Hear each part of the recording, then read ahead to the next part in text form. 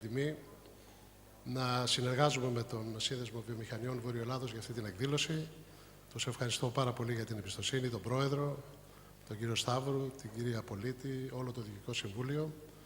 Νομίζω πως κάναμε ένα καλό ξεκίνημα φέτος και πραγματικά αισιοδοξούμε πως αυτή η εκδήλωση, τα χρόνια που έρχονται, θα γίνει πραγματικά ένα εξαιρετικό συνέδριο, όχι μόνο για την οικονομία της Βόρειο Ελλάδος και της Θεσσαλονίκης, αλλά θα έλεγα για την Ελλάδα και για την περιοχή. Καλωσορίζω και την Υφυπουργό Βιομηχανίας, την κυρία Τζάκρη, και την ευχαριστούμε θερμά που ταξίδεψε από την Αθήνα για να είναι κοντά μας. Έχουμε 17 εισηγήσεις μέχρι το απόγευμα να τελειώσουμε, οπότε θέλω να κάνω μια έκκληση όχι μόνο στους ομιλητές αυτού του πάνελ, αλλά και σε όλους, αν μπορέσουμε να μείνουμε στον χρόνο μας για να καταφέρουμε να τελειώσουμε γύρω στις 7 η ώρα το απόγευμα. Αυτή η ομάδα ομιλητών δεν έχει ένα συγκεκριμένο θέμα, έχει 4 διαφορετικές περίπου ομιλίες, αλλά είναι και οι 4 εξαιρετικά ενδιαφέρουσες. Οι ομιλητές μας είναι ο κύριος Πίτερ Οικονομίδης, ο οποίος είναι εξαιρετικά γνωστός σε παγκόσμιο επίπεδο για τα θέματα του branding, κάνει στρατηγική branding σε χώρες, σε εταιρείες, σε οργανισμούς. Επίσης κοντά μας είναι η κυρία Σιμίνα Τζίκα, η οποία είναι Γενική Διευθύντρια της Ελβιάλ, μια εξαιρετικά σοβαρή επιχείρηση στη Βόρεια Ελλάδα με εξαγωγικό χαρακτήρα. Μαζί μας είναι επίσης ο κύριος Σωτήρης Λεοντάρης, ο οποίος είναι επικεφαλής του εμπορικού τμήματος της Βρετανικής Πρεσβείας, και ο κύριος Ντέβιτ Μάλετ, ο οποίος και αυτός είναι επικεφαλής του εμπορικού τμήματος της Καναδικής Πρεσβείας. Θα ξεκινήσουμε με τον κύριο Πίτερ Κωνσταντινίδης. Πίτερ, έλα, εντάξει. Άρα branding θέλουμε εδώ πέρα τώρα. Με συγχωρείς, Πίτερ, sorry. Να σε καλά. Γεια σας. David, I've got good news for you. I'm going to be speaking in English, but I've got bad news for everybody else. I got special permission to speak in English because my Greek is really bad. Μια φορά παράγγειλα μια σαλάτα με μπατζούρια και ευτυχώς δεν είχανε. The question really on this panel is how can we better promote international trade, corporate partnerships, and at the same time market northern Greece as a location for foreign direct investment and research and development activities. Now, I'm going to go Aristotelian for a second. To me, the biggest issue is called ethos. It's ethos. It's not about logos, it's not about pathos, it's about ethos. And that's actually what branding is all about. Okay. I was in Dublin a couple of months ago, and I met their Prime Minister, who's called a Taoiseach, by the way. And it's amazing what they've done in Ireland. Ireland was in a deeper crisis than Greece not too many years ago, and they've pulled right out of it. And it's quite remarkable, quite remarkable. And this is something that the Irish have been doing, which is unbelievable. There's an organization called Connect Ireland, and what happens is that if you bring an organization to Ireland, which invests and creates jobs, you get rewarded as a citizen. So in other words, the whole country is involved in pulling Ireland out of the mess that it was in, the entire country. And there's a slogan for this organization called Our Country, Your Opportunity. So it's everybody's involved together, everybody. Now, we're not going to expect miracles in Greece, so let's just forget about that. But this over here is really what it's all about, creating jobs. Investment is not about selling assets which already exist, it's about creating jobs, which means new productive assets, and I'm going to focus on that. Dublin, beautiful city. Whoops. Pity about the weather. It's got really bad weather. Thessaloniki, gorgeous city, absolutely stunning city. Pity about the economy. But you know something? You can't fix the weather. You can't fix the weather. And we must fix the economy. And as I've said on a couple of occasions in the past, γίνεται. Δεν γίνεται. Δεν γίνεται, παιδιά. Γίνεται. I'm an optimistic person by nature and by nurture. I believe really that it can happen. We've just got to put our minds to it. And we've got to stay optimistic, because if you're sitting at point A and you're trying to get to point B, you have to be able to see point B. That means you must be optimistic, or you're living in a black hole. Rebranding Greece is about rebranding Greeks. That's a title that I gave in Thessaloniki to a speech that I gave in Thessaloniki 5 years ago, where I spoke about the fact that it's not about Greece's image, it's about how Greeks feel about themselves. And that's a key issue that needs to be addressed. And that's again about ethos, to become Aristotelian once again. Now, no matter where I go in the world, if I ask anybody on this planet to name a soft drink, they're going to say to me, Coca-Cola. And I hope the slide changer works. What's the Coca-Cola of cigarettes? Christos, you're excluded from this. That's a question, by the way. Marlboro. What's the Marlboro of sports shoes? Nike. What's the Nike of beers? Heineken. In Cyprus, they say Kio. It's not true. The Heineken of coffee shops. Starbucks. Expensive coffee, terrible coffee. The Starbucks of German luxury cars. Mercedes. The Mercedes-Benz of search engines. Google. The Google of computers. Apple. The apple of the Mediterranean? Of course it is. Of course it's Greece, for God's sake. Of course it is. And just to prove that there's nothing wrong with the image of Greece, here's Condé Nast Traveler for October. Number 1 top country in the world, Greece. Number 2, Italy. Number 3, the USA. Number 4, South Africa. Number 5, France, Spain, India, Australia, Thailand, and Mexico. We are the world's favorite country. We're the world's favorite country. However, nice place to visit, but I would not want to invest there, right?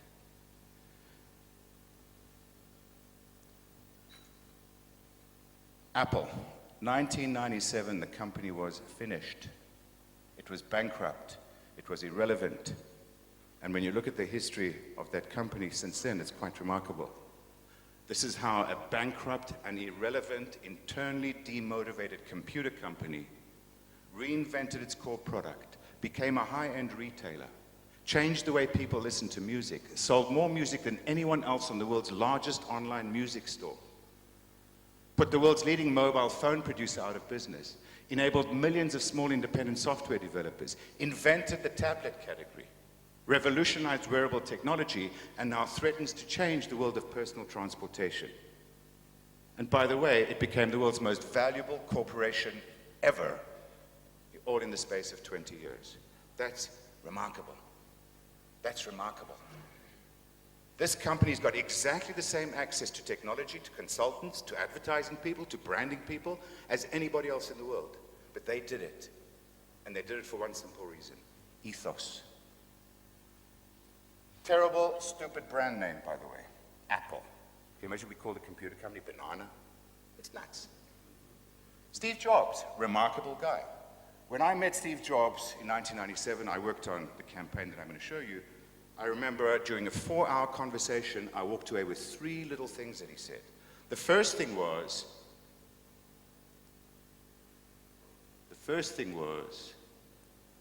let's make a dent on the universe.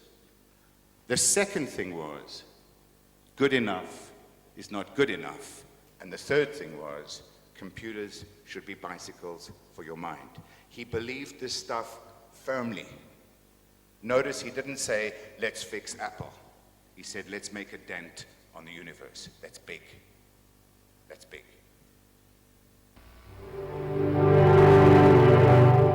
Here's to the crazy ones, the misfits, the rebels, the troublemakers, the round pegs in the square holes, the ones who see things differently. They're not fond of rules, and they have no respect for the status quo. You can quote them, disagree with them, glorify or vilify them, but the only thing you can't do is ignore them, because they change things. They push the human race forward. And while some may see them as the crazy ones, we see genius. Because the people who are crazy enough to think they can change the world are the ones who do. There's not a single computer in that ad. The word computer does not appear because it's all about establishing and re-establishing the ethos of Apple, creating the culture for everything else to happen. A powerful narrative, because that's what that is something that creates a powerful connection internally, inside the company, inside a country, and externally with the ecosystem in which it operates. And against that backdrop, all those innovations that I spoke about earlier came about. A powerful connection enables relevant innovation, relentless innovation, and the result is this kind of happiness that somebody's managed to be the first guy to buy the new iPhone. People don't buy what you do, they buy why you do it. Ethos, ethos, ethos. And this guy, by the way, will go home and do an unboxing video where he films himself opening up his iPhone, and he'll put it on YouTube, and 1.5 million people will see it. Because he's a champion of Apple, because he connects with Apple. Howard Schultz says, if people share your values, they will stay loyal to your brand. We've got beautiful values in Greece. Beautiful values. It's not just about sea and archaeology. We're full of values. We need to express them.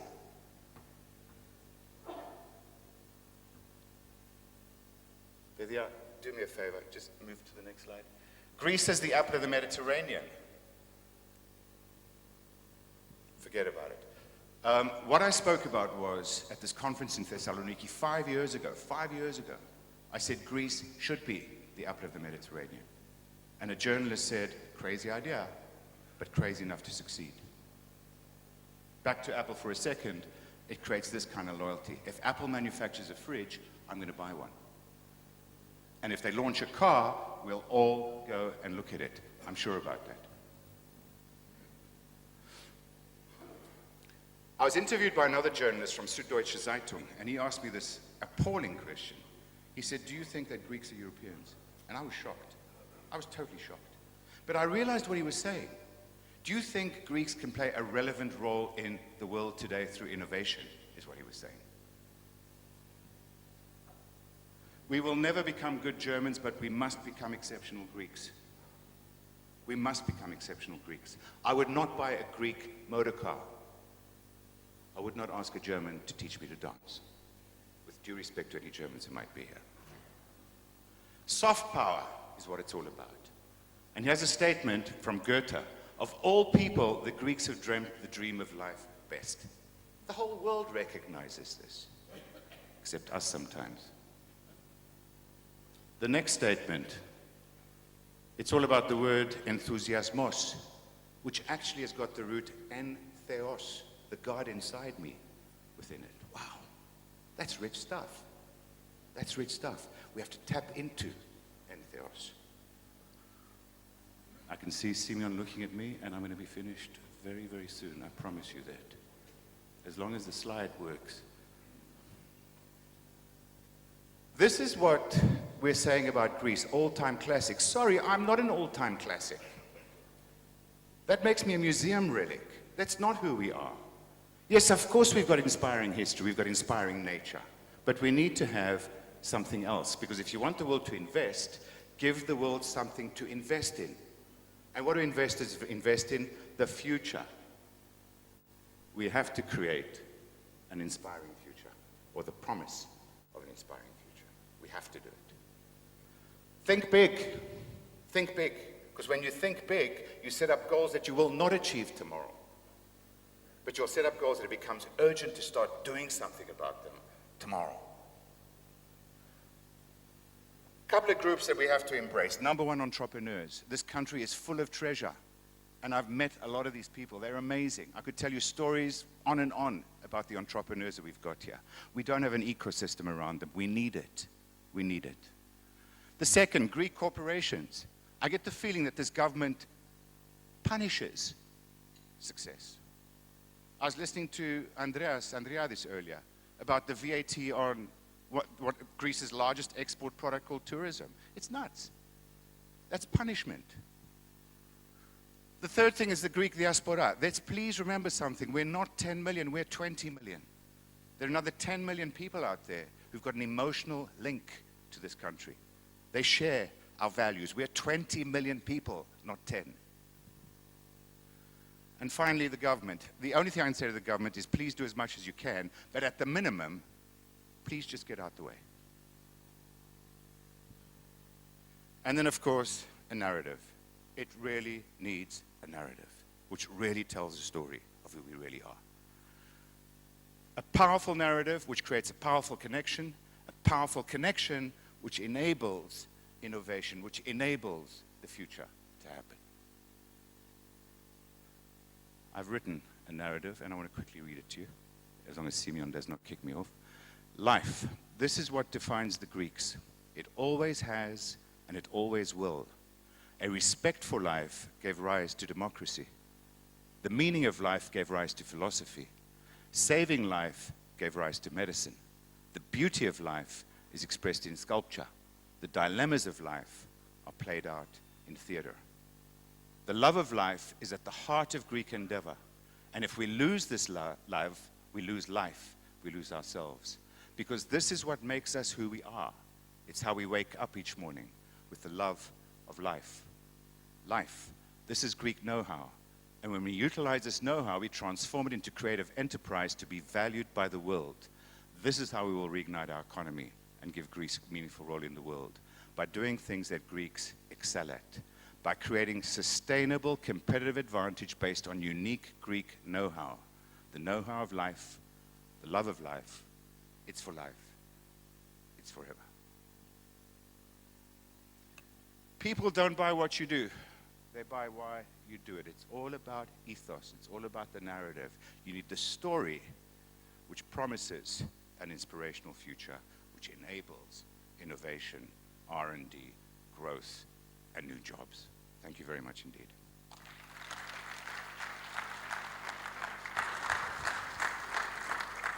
Peter, thank you very much. Brilliant presentation as always. We thank you. Maybe eventually you need to help us a little bit how we can position this conference, in European markets, reposition Thessaloniki and Γιατί μιλάς αγγλικά? So thank you. Επόμενος ομιλήτρια, η κυρία Ασημίνα Τζίκα, η Γενική Διευθύντρια της ΕΛΒΙΑΛ, με πολύ καλές σπουδές στη Θεσσαλονίκη και στην Αγγλία. Κυρία Τζίκα. Κυρίες και κύριοι, καλησπέρα σας. Έχω ενθουσιαστεί από την παρουσίαση του κυρίου Οικονομίδη. Με κάνει να νιώθω ακόμη πιο περήφανη που είμαι Ελληνίδα. Το δικό μου το θέμα βέβαια είναι περισσότερο της καθημερινότητας που ζούμε. Προσερχόμενοι στο Thessaloniki Summit, ως ομιλητές στην ενότητα International Relations, Development and Exports, προβληματιστήκαμε πολύ ως προς τη θεματολογία που θα έπρεπε να αναπτύξουμε. Τα προβλήματα που συναντά μια επιχείρηση στην προσπάθειά της να διεθνοποιηθεί είναι πολλά.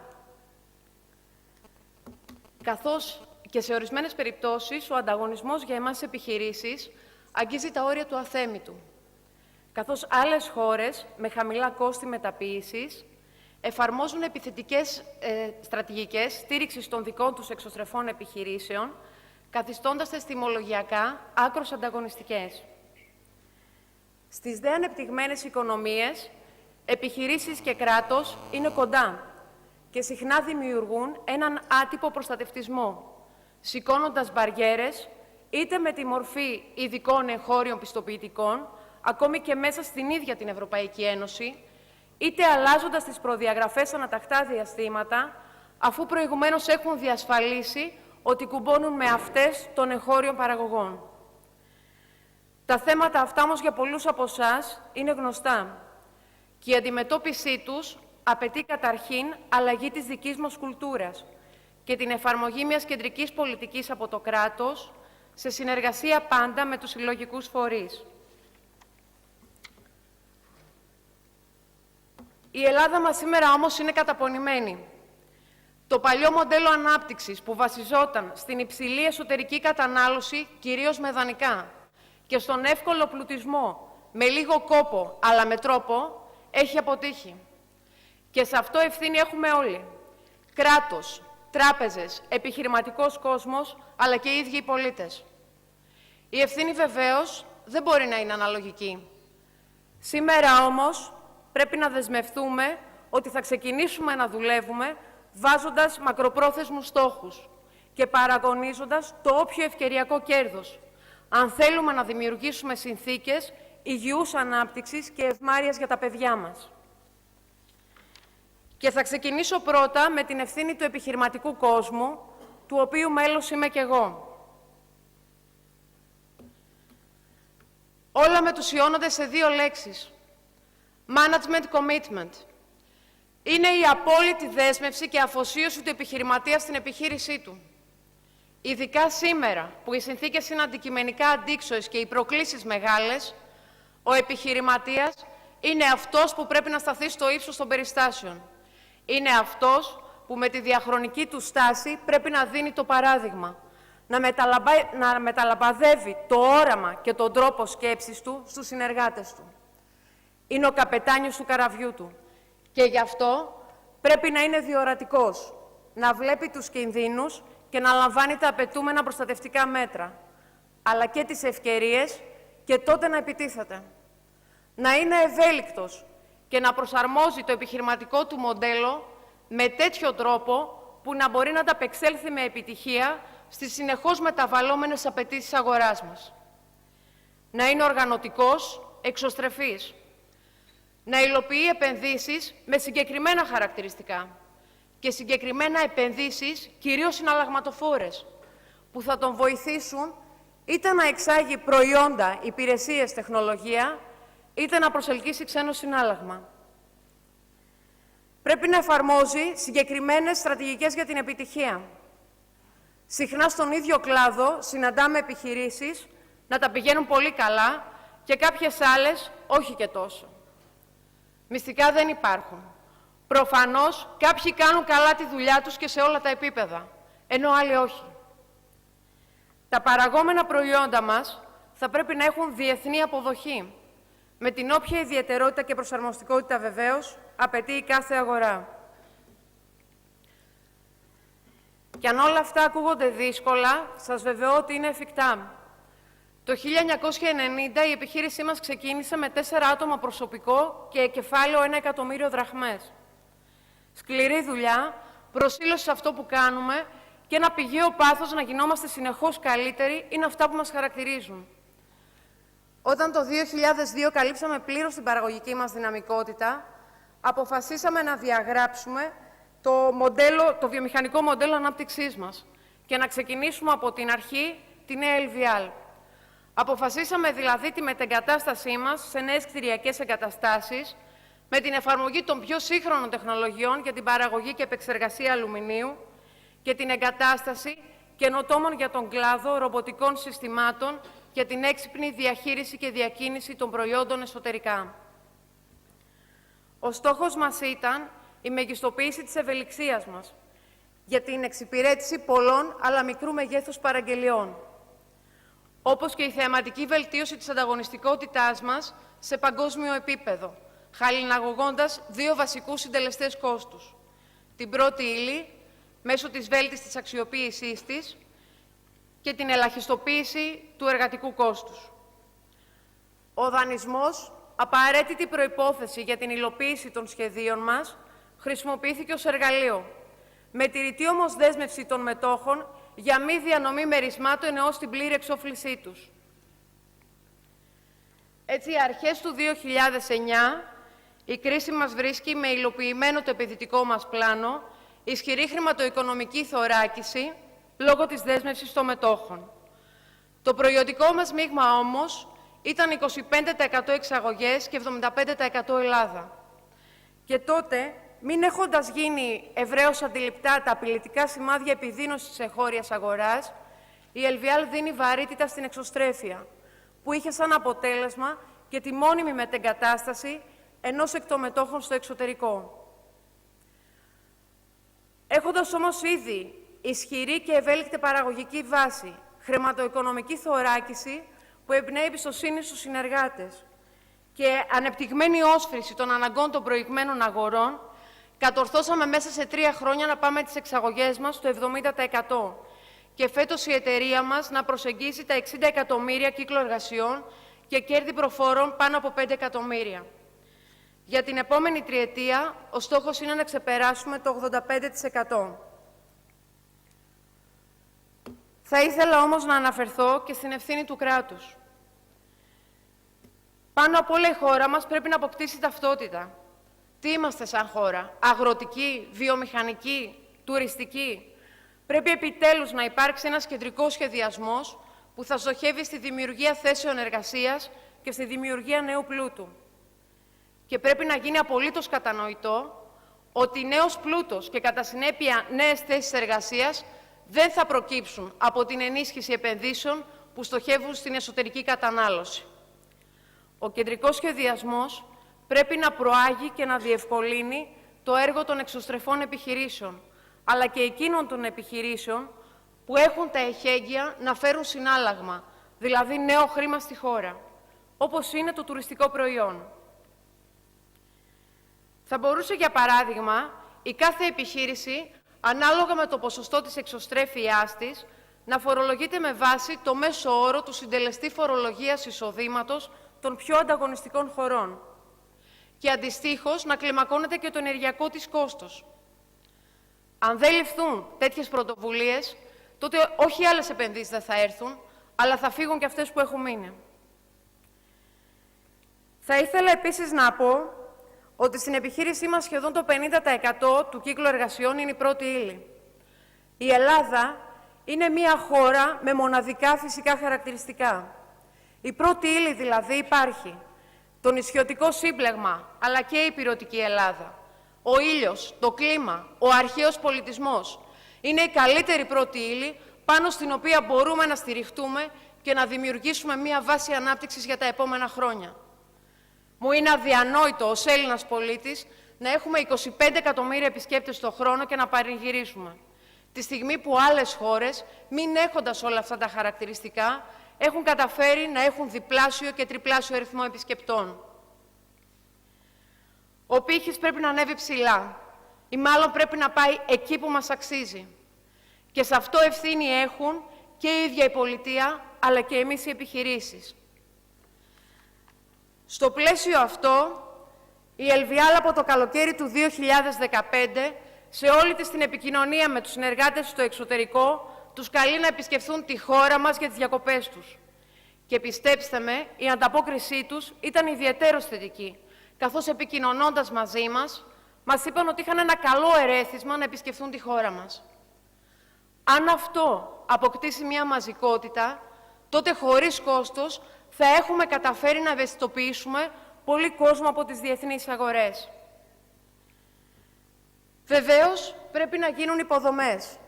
Μαρίνες, λιμάνια, δρόμοι, αεροδρόμια και πάνω απ' όλα ο επισκέπτης πρέπει να αισθάνεται ασφάλεια στη χώρα μας. Και θα ήθελα να κλείσω με την ευθύνη μας ως πολίτες. Πηγή ασφαλούς πρόοδου είναι η μάθηση, το σχολείο. Και από εκεί πρέπει να ξεκινήσουμε για να προετοιμάσουμε τα σημερινά παιδιά που αύριο θα είναι το δυναμικό της χώρας μας. Ήδη από το δημοτικό πρέπει τα παιδιά να μπουν σε ένα νέο πλαίσιο μάθησης. Να διδαχθούν έννοιες όπως η επιχειρηματικότητα, η οικολογία.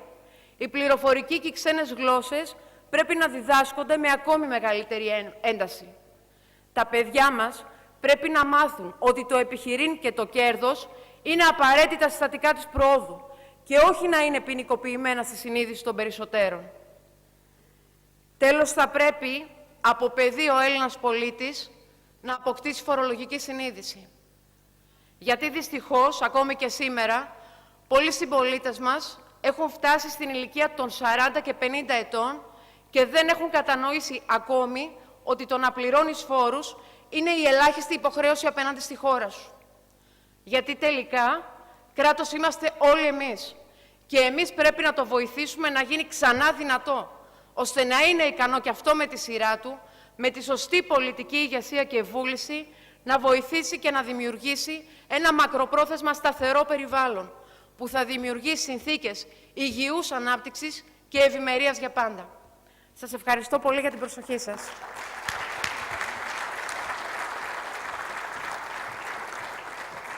Κυρία Τζίκα, συγχαρητήρια. Εξαιρετικές σκέψεις, πολλά μηνύματα σε πολλές κατευθύνσεις και ενθαρρυντικό από έτσι μια νέα κοπέλα να δίνει έτσι τόσο καθαρές σκέψεις. Σας ευχαριστούμε πάρα πολύ. Επόμενος ομιλητής, ο Σωτήρης Λεοντάρης, ο επικεφαλής του εμπορικού τμήματος της Βρετανικής Πρεσβείας, θα μας μιλήσει για το βρετανικό μοντέλο εξαγωγών και πώς αυτό εν πολλοίς μπορεί να προσαρμοστεί στα ελληνικά δεδομένα. Κύριε Λεοντάρη. Καλησπέρα κυρίες και κύριοι. Αφού ευχαριστήσω το ΣΒΕ για την πρόσκληση που μου έκαναν να είμαι σήμερα εδώ, όπως επίσης και τους οργανωτές και ιδιαίτερα τον φίλο μου Σιμεών, θα ήθελα να ξεκινήσω κάνοντας μια ομολογία προς το ακροατήριο. Δεν ήρθα σήμερα εδώ να μιλήσω με την επίσημη ιδιότητά μου και δεν θα σας μιλήσω για το βρετανικό μοντέλο εξαγωγών. Αυτό που θα ήθελα να κάνω είναι να μοιραστώ σήμερα μαζί σας το περίγραμμα ενός μοντέλου που κατά την ταπεινή μου γνώμη θα μπορούσε να βοηθήσει σε αυτό που εγώ ονομάζω αναπτυξιακό σοκ, που πάλι είναι αυτό που πιστεύω εγώ ότι χρειάζεται και πιστεύω θα συμφωνήσετε κι εσείς μαζί μου, χρειάζεται σήμερα η ελληνική οικονομία. Και το λέω αυτό γιατί θεωρώ ότι δεν χρειάζεται να ξαναανακαλύψουμε τον τροχό. Έχουμε όλοι διαπιστώσει ότι η ελληνική οικονομία έχει πολλές παθογένειες, οι προηγούμενοι ομιλητές αναφέρθηκαν σε αυτές τις παθογένειες και ότι χρειάζεται πια να ξεκινήσουμε χτίζοντας ένα καινούριο μοντέλο που θα αντιμετωπίσει αποτελεσματικά δύο βασικά προβλήματα της ελληνικής οικονομίας. Το πώς θα αναπτύξει περαιτέρω το εξωτερικό εμπόριο και το πώς θα προσελκύσει επενδύσεις.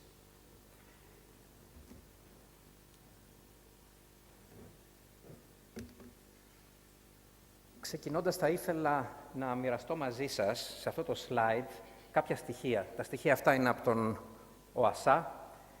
Ξεκινάνε από το 2008 και φτάνουν μέχρι το τέλος του 2015 και ήθελα να επιστήσω την προσοχή σας στις εξαγωγές και στις επενδύσεις. Όπως θα δούμε και για τις εξαγωγές και για τις επενδύσεις, το track record της ελληνικής οικονομίας δεν είναι κάτι το οποίο θα μπορούσε κανείς να θαυμάσει. Αντίθετα, για τις εξαγωγές βλέπουμε μια πτωτική πορεία αφού έκανε ένα πικ το 2013-2014. Για τις δε επενδύσεις έχουμε φτάσει πλέον στο τέλος του 2015 να μιλάμε για αποεπένδυση. Άρα λοιπόν είναι κοινή διαπίστωση ότι κάτι πρέπει να γίνει. Χρειαζόμαστε λοιπόν μια καινούρια στρατηγική. Μια καινούρια στρατηγική όσο αφορά το εξωτερικό εμπόριο και μια καινούρια προσέγγιση για τις επενδύσεις. Ο Πίτρο Οικονομίδης και η κυρία Τζίκα μίλησαν όχι μόνο για το branding, αλλά και για αυτό που ζητάνε οι επιχειρήσεις. Για αυτό που ζητάνε με αγωνία οι επιχειρήσεις. Πιστεύω λοιπόν ότι πρέπει να κινητοποιήσουμε τόσο τον ιδιωτικό τομέα, όσο και την κεντρική κυβέρνηση, αλλά και ιδιαίτερα και τα local authorities, τους δήμους, τις περιφέρειες της Ελλάδας.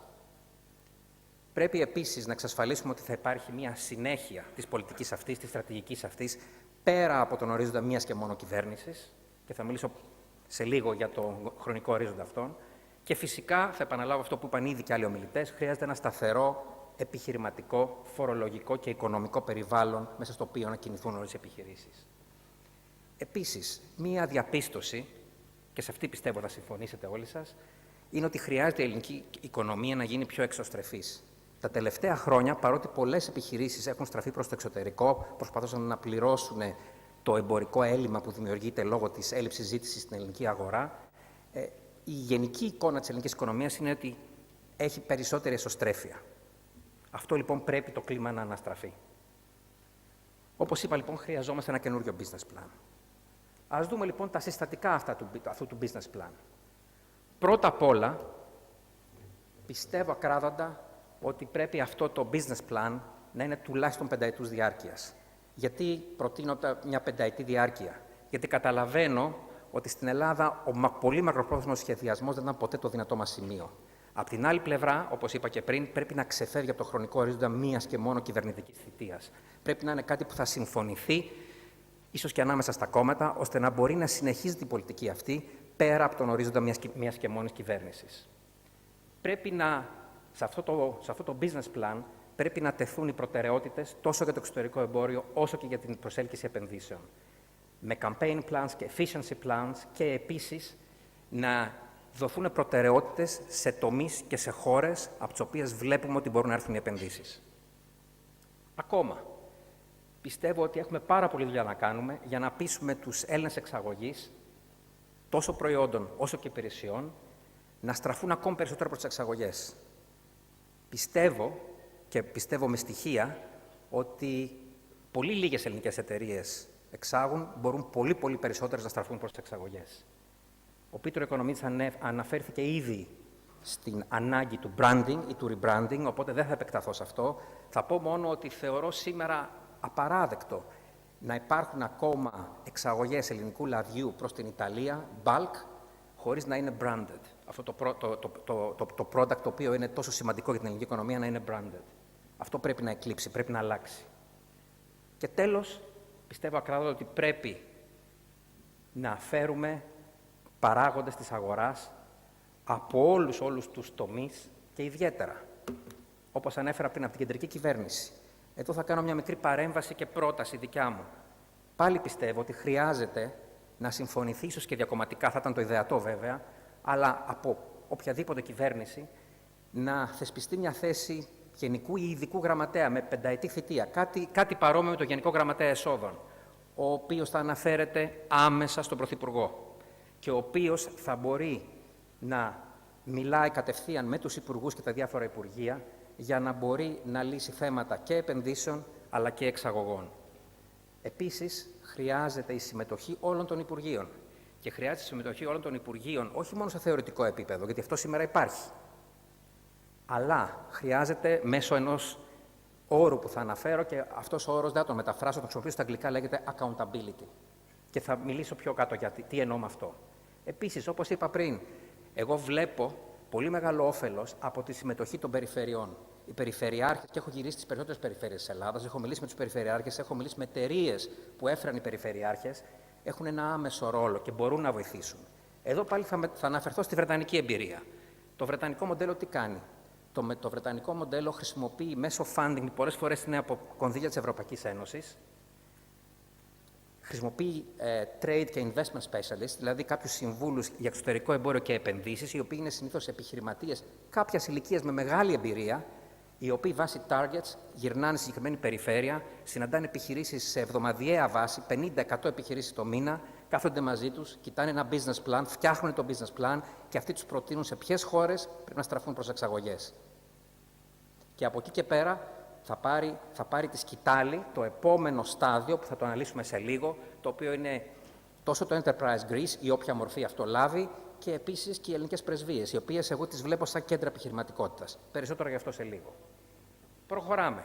Επίσης, ένας παράγοντας ο οποίος πάρα πολύ μπορεί να βοηθήσει είναι τόσο τα πανεπιστήμια, όσο και οι θερμοκοιτίδες και όσο αυτό που ονομάζω business accelerators. Και μην σας φανεί περίεργο, το ξέρω ότι έρχεσαι σε επαφή με πολλά business accelerators, τόσο της Ελλάδας όσο και του εξωτερικού. Πραγματικά μπορούν να προσφέρουν πολύτιμη βοήθεια. Τέλος, δεν πρέπει να παραβλέψουμε την βοήθεια του ιδιωτικού τομέα. Τόσο των τραπεζών, όσο και των μεγάλων εταιριών auditing, των financial experts, των market research companies, που μπορούν να προσφέρουν τα στοιχεία και να κάνουν το hand-holding για τις επιχειρήσεις αυτές. Αυτές είναι οι συνέργειες του δημόσιου με τον ιδιωτικό τομέα. Μίλησα πριν για το ρόλο των ελληνικών πρεσβειών. Πραγματικά οι ελληνικές πρεσβείες μπορούν να γίνουν κέντρα επιχειρηματικότητας. Πώς μπορεί να είναι αυτό? Βάσει μιας στοχοθεσίας, όπου τόσο εμπορικό ακολουθεί, αλλά όσο και οι πρέσβεις, όσο και το προσωπικό των πρεσβειών, θα μετατραπούν σε ανθρώπους οι οποίοι θα πουλάνε Ελλάδα. Νομίζω ο Πίτερ το είπε πιο πριν. Χρειάζεται να πουλήσουμε Ελλάδα, να κάνουμε την Ελλάδα ένα προϊόν το οποίο θα είναι θελκτικό για όλους. Και αυτό μπορεί να γίνει. Εγώ βλέπω τον Έλληνα πρέσβη να καλεί τον CEO του Sainsbury's και του Tesco, αυτά είναι μεγάλα supermarket chains στην Βρετανία, να φωνάζει τον Jamie Oliver, ο οποίος παρεμπιπτόντως το καλοκαίρι ήταν στην Ικαρία για να ανακαλύψει τα μυστικά της ικαριώτικης κουζίνας που οδηγούν στη μακροζωία και να τους μαγειρεύει με ελαιόλαδο από την Καλαμάτα ή από τη Θεσσαλία ή από κάποιο άλλο νησί, από τη Μυτιλήνη. Και την επόμενη μέρα να στέλνει τον εμπορικό ακόλουθο να δει τους buyers των σούπερ μάρκετ αυτών για να πάρουν κάποιες παραγγελίες. Αυτό πιστεύω εγώ είναι κάτι το οποίο μπορεί να γίνει και μπορεί να γίνει άμεσα. Πάμε πιο κάτω. Επίσης, πού μπορούν να βοηθήσουν οι πρεσβείες? Μπορούν να βοηθήσουν με ένα online σύστημα που το έχουν πολλές χώρες, όπως και η Βρετανία, για την οποία εγώ δουλεύω, με ένα online σύστημα το οποίο θα κάνει streamline επιχειρηματικές ευκαιρίες που προκύπτουν στις χώρες αυτές, τόσο σε εξαγωγικό επίπεδο, όσο και σε επενδυτικό. Αυτό θα βοηθήσει τις εταιρείες στην Ελλάδα, οι οποίες κάθε πρωί ανοίγοντας το κομπιούτερ τους θα παίρνουν online πληροφορίες για κάποια επιχειρηματική ευκαιρία σε κάποια χώρα, στην άλλη άκρη του κόσμου. Μίλησα με μεγάλες εταιρείες στην Ελλάδα, από τις πιο μεγάλες εταιρείες που θα ονομάζαμε πολυεθνικές ελληνικές εταιρείες, και τις ρώτησα σε ποιες αγορές δραστηριοποιείστε. Μου λένε σε 20-30 χώρες. Και στις υπόλοιπες τι κάνετε? Μου λέει δεν μπορούμε. Αυτό πρέπει να αλλάξει. Γιατί? Γιατί υπάρχουν πάρα πολλά projects που συμβαίνουν αυτή τη στιγμή στα πιο απίθανα μέρη του κόσμου και στα οποία κάλλιστα θα μπορούσαν να συμμετάσχουν ελληνικές εταιρείες, είτε με προϊόντα είτε με υπηρεσίες. Επίσης, οι ελληνικές πρεσβείες πάλι μπορούν να βοηθήσουν, κάνοντας αυτό που ονομάζουμε hand-holding των εταιριών αυτών in-country. Φτάνοντας στην χώρα, κάνοντας ένα market research και πηγαίνοντας τους να δουν τις 3, 4, 5 εταιρείες που αυτοί θεωρούν σαν πιο κατάλληλες για να συνεργαστούν. Αυτό το κάνουμε εμείς ανάποδα από πλευράς βρετανικής, δηλαδή κάνουμε ένα market research για μια βρετανική εταιρεία, μπαίνει σε μια πτήση της EasyJet, της στοιχίζει 100 ευρώ, έρχεται στην Ελλάδα, θα δει μέσα σε μία ημέρα 3 εταιρείες ή 4 και το απόγευμα θα φύγει από την Αθήνα με μια άλλη πτήση της EasyJet, έχοντας υπογράψει ένα συμβόλαιο. Κόστος για αυτή την ιστορία γύρω στις 400 ευρώ. Όφελος, σας αφήνω να το αναλογιστείτε μόνοι σας. Για να γίνουν όλα αυτά, ας δούμε λίγο τα practicalities. Πρέπει το Enterprise Greece να ασχοληθεί με το business planning σε στρατηγικό επίπεδο. Επίσης, για να το καταφέρει αυτό, πρέπει να βασιστεί πάνω σε αυτό που είπα πριν, τα priority markets, τα campaigns που θέλει να επικεντρωθεί η Ελλάδα. Και οι πληροφορίες αυτές να φτάσουν στα post, στις πρεσβείες ή στα εμπορικά επιμελητήρια ή στα διμερή επιμελητήρια των χωρών αυτών, γιατί χρειαζόμαστε και τους άλλους multipliers, οι οποίοι αφού λάβουν τα μηνύματα αυτά θα τα κάνουν quantify. Λοιπόν, οι πρεσβείες, τα επιμελητήρια, θα στείλουν αυτές τις πληροφορίες πάλι προς το κέντρο και θα τα κάνουν feed-in στις εταιρείες τις ίδιες. Οι περιφέρειες, στον ίδιο αυτό χρόνο, θα χρησιμοποιήσουν τους trade advisors και τους investment advisors για να φτιάξουν αυτό που λέμε pipeline of export opportunities, τις οποίες θα τις περάσουν πάλι στις πρεσβείες. Αυτό λοιπόν λειτουργεί αμφίδρομα. Επίσης, αυτοί οι investment advisors σε κάποια περιφέρεια θα κάνουν το πρώτο handling ενός investment lead. Δηλαδή, όταν θα έρθει μια ξένη εταιρεία και θα πει ότι εγώ θέλω να επενδύσω στην Ελλάδα, μπορεί να επικοινωνήσει ο εμπορικός ακόλουθος στο Βερολίνο με 3-4 περιφέρειες που θεωρεί ότι είναι οι πιο κατάλληλες για να δεχτούν αυτή την επένδυση, οι οποίες θα του αναφέρουν αν πραγματικά μπορεί να δεχτεί αυτή την επένδυση η συγκεκριμένη περιφέρεια, ποια είναι τα κίνητρα και ποια είναι τα επόμενα βήματα. Τέλος, το Enterprise Greece θα προσφέρει αυτό που λέμε on-the-ground support στους επενδυτές και εκεί μπαίνουν και τα άλλα government departments, εκεί μπαίνουν και τα άλλα υπουργεία, μπαίνουν οι άλλοι φορείς, οι οποίοι και αυτοί μπορούν να βοηθήσουν σε αυτή την προσπάθεια. Τελειώνοντας, όπως είπα πριν, εγώ θεωρώ πάρα πολύ σημαντικό στοιχείο να υπάρχει το accountability. Το accountability θα το μετέφραζα σαν need for targets, δηλαδή πρέπει να υπάρχει μια στοχοθεσία, ώστε όλοι οι φορείς που θα εμπλακούν να λειτουργούν βάσει στόχων. Θα πρέπει ο κάθε εμπορικός ακόλουθος, για να φέρω ένα παράδειγμα, να ξέρει ότι θα πρέπει κάθε χρόνο να δει 200 εταιρείες στη χώρα που βρίσκεται. Ότι θα πρέπει να στείλει τουλάχιστον 400 business leads. Θα πρέπει να στείλει κάποια export opportunities. Θα πρέπει να στείλει κάποια project leads. Και βάσει αυτών θα κριθεί. Το ίδιο και ακόμη και ένας Έλληνας πρέσβης. Δεν λέω ότι δεν το κάνουν σήμερα, αλλά αυτό πρέπει να γίνει σε μια πολύ πιο οργανωμένη, σε μια πολύ πιο quantifiable μορφή. Επίσης, αυτό που πρέπει να περιχαρακωθεί είναι να μπορέσουμε να κάνουμε πάλι quantify, να ποσοτικοποιήσουμε την δυνατότητα της ελληνικής αγοράς να προσφέρει προϊόντα και υπηρεσίες προς foreign markets και την ικανότητα των άλλων αγορών να δεχτούν ελληνικά προϊόντα. 1,5 λεπτό ακόμα. Τελειώνω. Όπως είπα λοιπόν, χρειαζόμαστε στόχους. Και οι στόχοι αυτοί είναι για όλους. Είναι για τους πρέσβεις, είναι για τους εμπορικούς ακολούθους, είναι για τους trade and investment advisors που θα δουλεύουν με τις περιφέρειες, είναι για το Enterprise Greece, είναι για τους υπουργούς τους ίδιους, είναι για τους senior civil servants, τους διευθυντές των Υπουργείων ή τα άλλα στελέχη των Υπουργείων. Είναι όμως και για όλα τα άλλα στελέχη από τον ιδιωτικό τομέα ή από τις περιφέρειες ή από τους δήμους που θα εμπλακούν σε αυτή την προσπάθεια. Και κλείνοντας, θεωρώ ότι τώρα είναι ο χρόνος που πρέπει να τρέξουμε. Χρειαζόμαστε αυτό το αναπτυξιακό σοκ όσο ποτέ άλλοτε. Και το μήνυμά μου είναι ότι πραγματικά αυτός είναι ένας μαραθώνιος. Δεν είναι ένας αγώνας που κερδίζεται στα 100 μέτρα. Σας ευχαριστώ πάρα πολύ. Σωτήρη, σε ευχαριστούμε πάρα πολύ. Όταν θα παίρνουν βρετανικές εταιρείες την πρεσβεία και θα θέλουν να έρθουν στην Ελλάδα, να βάλουμε και Θεσσαλονίκη στο χάρτη, παρακαλώ. Και όπως πολύ σωστά είπες, δεν χρειάζεται να ανακαλύψουμε την πυρίτιδα. Υπάρχουν μοντέλα τα οποία μπορούμε να τα προσαρμόσουμε και να αναπτύξουμε πολύ σημαντικά την οικονομική μας διπλωματία. Επόμενος ομιλητής, ο κύριος David Mallet, ο οποίος είναι εμπορικός σύμβουλος στην πρεσβεία του Καναδά στην Αθήνα. Ο David θα μιλήσει για τα θέματα τι σημαίνει για την ελληνική οικονομία αυτή η καινούργια συμφωνία οικονομική και εμπορική μεταξύ Καναδά και Ευρωπαϊκής Ένωσης. David, thank you for coming. And the floor is yours, actually. Thank you. Πρώτα απ' όλα θα ήθελα να ευχαριστήσω τον Σιμεών και τους άλλους οργανизаторους. Θα μιλήσω στα αγγλικά για να μην σας μπερδέψω. So, if you allow me, and I want to thank Sotiris because I think his presentation is somewhat of a very good lead-in to what I have to say. As Simeon mentioned, I will be speaking about the Canada-Europe Free Trade Agreement. Because when we talk about exports and stimulating investment, what we're really talking about is having open markets. And the way we get to open markets is through free trade agreements, okay? So that will be the focus. I don't have a lot of time. I will be looking at this from about 30,000 feet, and then, sort of a general overview. And then what I'd like to do is sort of focus specifically on what this means to Greece and Greek exporters and Greek businesses.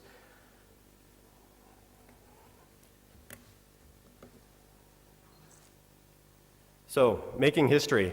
The agreement was actually concluded, the Canada-Europe Free Trade Agreement was actually concluded in 2014, but we still haven't finalized it. We're getting close. The reason I think it's taken so long, this started back in 2008, the negotiations did, is because it's one of the most ambitious trade agreements ever. It's comprehensive, it includes many different facets, and I think the timing is probably no mistake. We know what was happening around 2008. There was a general recognition of the need to stimulate our economies, to look at new sources of growth. Canada and Europe have a very mature trade relationship, both on the merchandise, services, investment, but I think we can do more. And that's what the intention behind this agreement was. So I'll look at the scope and coverage. First of all, as in any trade agreement, goods, merchandise trade. Under CETA, we will be seeing upon implementation, upon CETA coming into effect, basically about 98% of tariffs on goods dropping to zero on day one.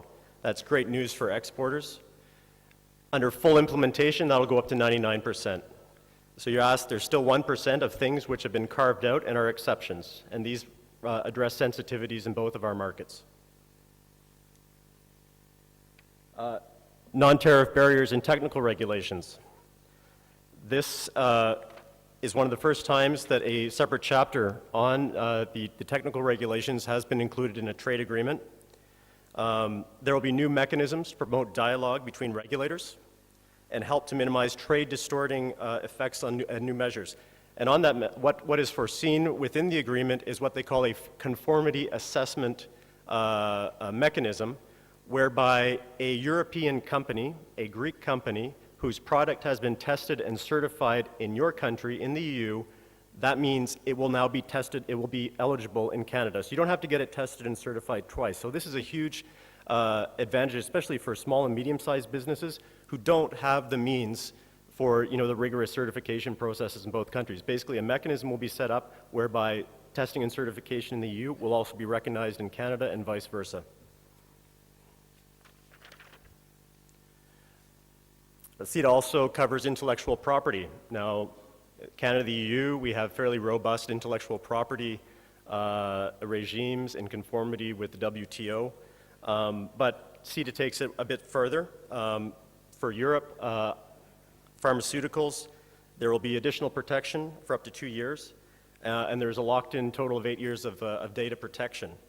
Also, under intellectual property, we get into things like geographical indications. And I'd like to note here that this has been a huge departure for Canada from its traditional stance at the WTO, whereby we did not recognize geographical indications. Under CETA, we have over 170 new geographical indications recognized, and I think this sets an excellent precedent for future trade negotiations and advancing Europe's goals with respect to the protection of GIs. Government procurement. Again, this is something that will be of considerable interest to European services firms. CETA will provide unprecedented access to Canadian procurement opportunities at the federal, the provincial, and the municipal levels. Canada has offered new access to energy utility and mass transit procurement in all of our provinces and territories. And I just want to note, and I might say this, I might repeat this throughout the presentation, that there is nothing in CETA that will force the public utilities to tender contracts for goods and services they wish to supply from their own resources. There is also nothing in CETA that will prevent a government, local, federally, from legislating and regulating in its own interests. I think this has been one of the major misconceptions about the agreement, and I think that's a very important point to stress. Services and investment. Much of trade that happens between Canada and Europe, a lot of developed countries, is actually in the services side. I think the figure is probably, it's up around 70% of total trade is actually now in services.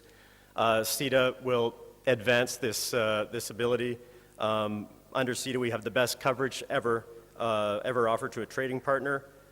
There's also increased certainty and predictability for service providers, and a couple things here. Temporary entry for a range of business persons. This means that if your company has a branch or something set up in Canada and you want to send a consultant or a specialist to work there for a while, you can do that under CETA, okay? There's also going to be a framework for the mutual recognition of professional qualifications and domestic. So what that means is for professionals that are normally governed by some sort of accreditation, engineers, architects, just as examples, there will be a mechanism in CETA whereby we establish between the certifying or between the organizations in our countries that grant that accreditation to establish a framework whereby an architect in Europe is recognized as an architect in Canada. So I think this is a huge development. But again, what I want to stress here is that there is no impact on permanent employment or migration. CETA does not open up the borders for accountants from Canada to come to work as accountants in Europe, in any of the member states, and vice versa. So that's important to keep in mind. Investment, again, a lot of what we're seeing in CETA on investment, this has already been seen before in our bilateral investment treaties. There's not a lot new here, except there have been, I would say, a considerable advancement in the dispute resolution mechanism. As some of you may know, there was a revision made around last February during the legal scrub of the agreement, whereby a decision was made to effectively set up a standing court that would be able to review investment disputes. And again, I would like to note that there is nothing in CETA that forces a government to change its laws because it may affect the profits of a foreign investor, in this case from Canada.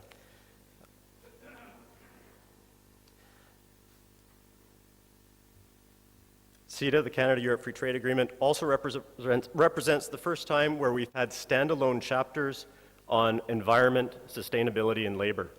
I think this reflects sort of a new model that Canada is putting forward, what we like to call a progressive trade agenda. So we have the traditional areas, but we also recognize the impact that trade and commerce and investment have on communities, on our societies, on environment, and we want to make sure that we had provisions in CETA that enshrines these aspects. And I see I'm hitting my 8 minutes already here. All right. So let me race through what I have. Again, preserving policy flexibility under CETA. What we will see is governments basically. What is enshrined is the ability for governments to regulate in their interest, preserve policy flexibility. Here are some of the areas where that will be maintained. We're looking at public health, public education, social services, culture, and you can see some of the other things as well. Now, what I would like to very quickly do is look at the impact, focus on Greece a little bit. And so what I wanted to actually just show through a couple slides is the Canada-Greek trade relationship or merchandise. And what we're actually seeing is an increase in Greek exports to Canada over the last 3-year period. Surprisingly, in the midst of the economic hardship the country has been experiencing. And I just wanted to note, there's been a 23% increase from 2014 to 2015 alone. Greece, as a result of this increased exports to Canada, actually has a trade surplus with Canada, which currently stands at about 150 million euros. The next slide very quickly looks at some of the top Greek exports to Canada. And what I'd like to point out is in the second column from the end, there's a Canada post-CETA tariff, and next to that you can see the current tariff. So when CETA comes into effect, what you see there, all of the tariffs in the third column from the end will drop to 0.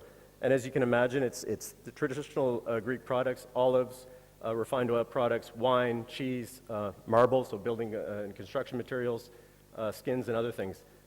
And this is just showing the exports to Canada to Greece. Same, for Greek importers of Canadian products. Again, you'll see the tariffs dropping to 0 once CETA comes into effect.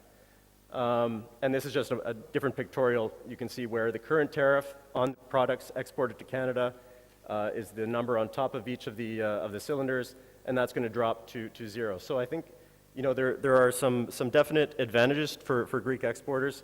Trade and services. Greece also has a trade and services surplus with Canada of about $297 million Canadian, which would be about around 200 million euros. And we have the key services such as ICT, professional management, and consulting services. Just to reiterate, governments will continue to have the final say on environmental protection, water, public services, culture, food safety, healthcare, public education. If you'd like more information, I'll provide a slide at the end. Where are we on the timeline for CETA ratification? A decision was supposed to have been taken yesterday in Brussels. Unfortunately, there have been some issues with certain member states, and so that didn't happen. It's now expected that a final decision will be taken by the permanent representatives in Brussels next week in time for ministerial signing on the 18th of October. You can see on the red box down here on the left corner. And if that happens, then our Prime Minister will come to Brussels and sign off on the agreement on the 27th of October for the Canada-EU Summit. After which, it will have to go to the European Parliament, and that could be tabled by the end of this year. The European Parliament approves, then we have provisional application. So those things which fall under EU competency, some elements of mixed EU member state competencies would go into effect immediately. As for those areas falling under member state competencies, that would have to go through each member state national parliament, which could take up to another 3, 4, 5 years for the entirety of the agreement to come into effect. But under provisional application, we're seeing about 90% of the agreement would come under effect on day 1. So, and those would be the things like the tariff elimination, which again, good news for exporters of goods and services. That's all I have to say. There's some contact information there. We're on Twitter, we're on Facebook. If you'd like more information, by all means, there's our website, there's the EU website, and I'm here. Well, I'm not here, I'm in Athens. Ευχαριστώ πολύ. David, thank you very much. Very good presentation. Thanks, and thank you for your personal and genuine interest in promoting Greek-Canadian relationships. Thank you very much. Θα ήθελα να δώσω λίγο το λόγο στον κύριο Οικονομίδη αυτή τη φορά. Το βρήκα. Peter, would you like to say a few words because I pressed you on time, but maybe for a couple of minutes, would you like to make any final comment? I think I would, and thank you for that, Simon. First of all, I just want to congratulate you. I mean, it's really quite remarkable. She deserves